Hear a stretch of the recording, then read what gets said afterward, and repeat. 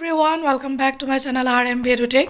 আশা ৰাখিছো আপোনালোক সকলো ভালে আছে আৰু আজি এই ভিডিঅ'টোত আমি আলোচনা কৰিব লৈছো অসম লোকসেৱা আয়োগৰ এটা ইম্পৰ্টেন্ট নটিফিকেশন ডেট হৈছে 7 এপ্ৰিল 2025 দেখা পাইছে আপোনালোকে আৰু নটিফিকেশন লিখা আছে কি লিখা আছে আমি গুটেকিনে এবাৰ চাই লওঁ This is for information of all concerned that the marks secured by the candidates who appeared in the written examination conventional and OMR based and interview /viva post for recruitment to the post of TDO, Tourism Development Officer Grade 2 under the Directorate of Tourism Government of Assam. Our candidate can access their own marks by filling the required fields.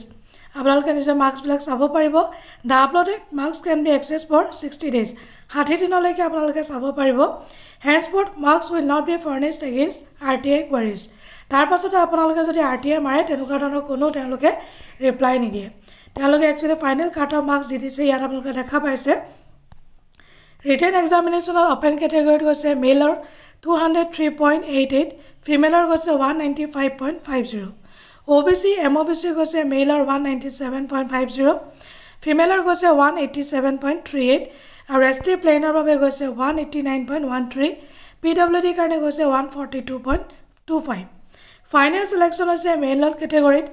Male 237.25, female 231.50, OBC, MOBC 233.63, female 224.50, ST planar goes at 223.88, RPW goes at 214.50.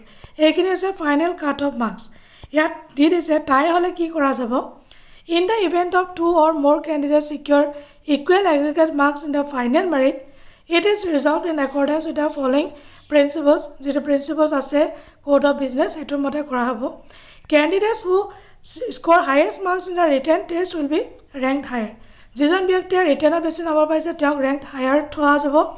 Or in case tato jodi point ase tato jodi same hoy, then the candidate senior in age is to be ranked higher.